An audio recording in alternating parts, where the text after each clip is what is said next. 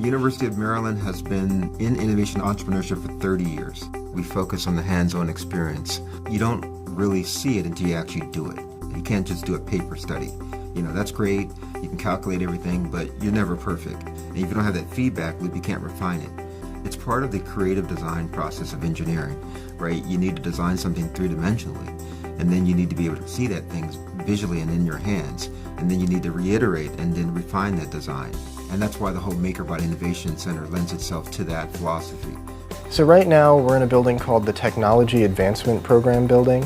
In this building we have three major labs. We have the MakerBot Innovation Center in here with our 50 3D printers that any student in the university can use. Next door to that we have the Rapid Prototyping Lab, and in there we have more industrial 3D printers. We have a Fortis 400 and an Objet 30, and it lets you produce visually accurate parts that you can show to people as display pieces and investors. And then in the next room we have something called the Startup Shell, and that's basically an incubator where we will go in and we'll help them with their project so that they can use these labs and the other resources on campus to develop their startup and turn it into a viable business. They manage how it operates, and surprisingly there are over maybe 50 startup ideas or firms that have come out of that already in 3 years. What we've been trying to do is build that ecosystem of making so that you can use it and execute it in a real system. A lot of the prototyping that I would do before this would be with wood.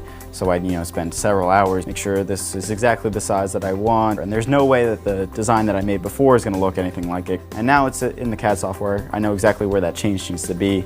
I make that change, and now I have a new product. And it just allows me to fully test the full cycle of my design. I actually just thought of, I have a print that I started from Seattle and then we came back and it was sitting here in a bag for me. And so just having the ability to do that is kind of incredible, because we were on the other side of the country and we could start a print. Part of the mantra of University of Maryland is to have innovation and creativity come from anywhere, and to have maybe a student from architecture or a student from English who has a great idea, realize their idea and maybe create a startup. It doesn't have to be an engineering student. You know, students today are thinking about, could they be the next Google? Could they be the next Facebook? It's good to have that dream, and we want to allow them to dream more. And it's going to be because they had the MakerBot Innovation Center. We just are giving them the tools to be successful.